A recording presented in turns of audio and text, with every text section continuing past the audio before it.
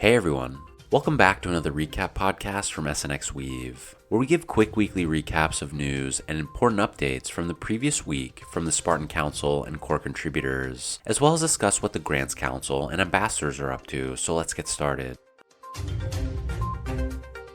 First and foremost, election results are in.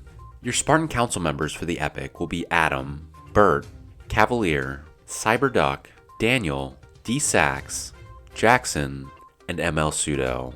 Serving the community on the Treasury Council this Epic will be Carrot Anderson, Elliptic Curve, Kane, and Spartan Glory.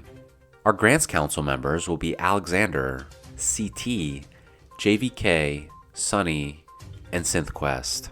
And lastly, your ambassadors for the coming Epic will be Gunboats, Kevin, Master Mojo, Matt, and Westy.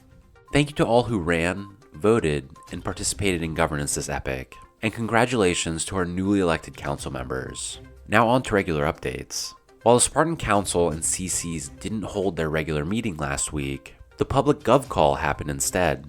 Be sure to check out the recording of the call if you missed it, as several topics were discussed, including DAO and council updates, optimism trading incentives, perps updates, front-end decentralization, V3 updates, and overall ecosystem updates.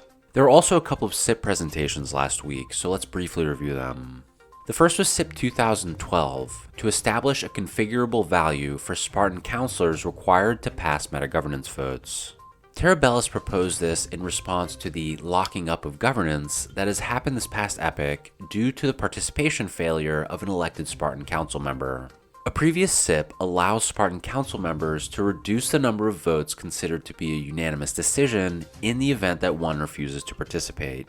However, this SIP proposes an adjustable setting of N-2 for voting on meta-governance SIPs and SCCPs, where N represents the Council's current seat count rather than requiring a unanimous passing vote by the members of the Spartan Council.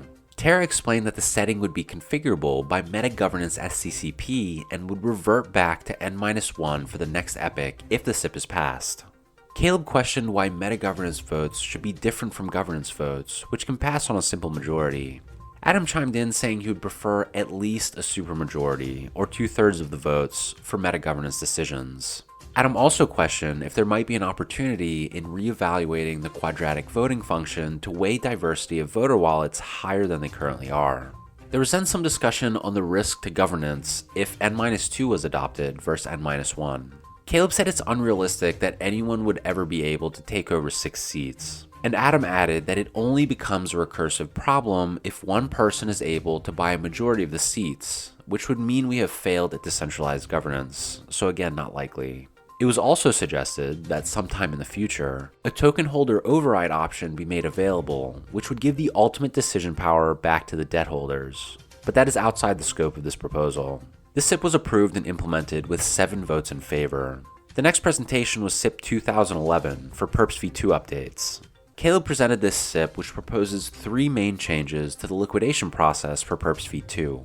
The first is, All Market Summaries was added to provide an overview of all markets with both legacy and V2 markets in a single contract call. Second, removal of the ability of accounts to interact with their position and margin if there are pending orders that are yet to be executed. And third, immediate cancellation of pending orders when an account is flagged for liquidation. Flagging was introduced as well to notify liquidators of eligible accounts.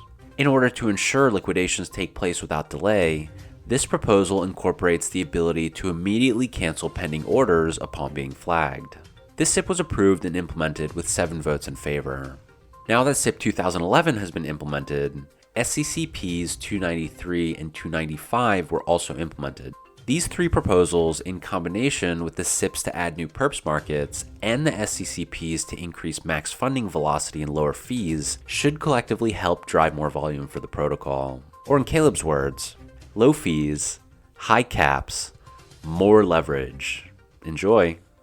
And that's it for today's updates. Be sure to check out our weekly recap blog post, share this podcast link, and let us know what you think and what you'd like to hear more about from SNXweave. Thanks for listening.